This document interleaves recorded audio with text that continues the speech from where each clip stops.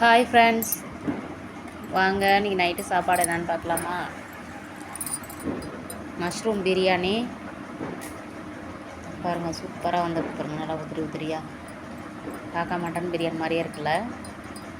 அடுத்தது அவிச்ச முட்டை, க்ரீன் சில்லி, தயிர் பச்சடி. என் பசங்களுக்கு ரொம்ப பிடிச்சிருச்சுங்க. ரொம்ப அருமையாக சாப்பிட்ருக்காரு பாருங்கள் தலைவர்.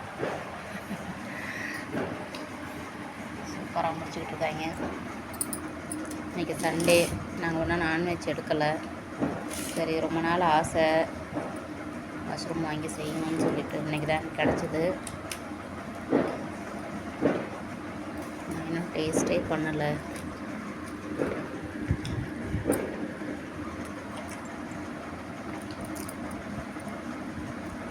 சூப்பராக இருக்குது.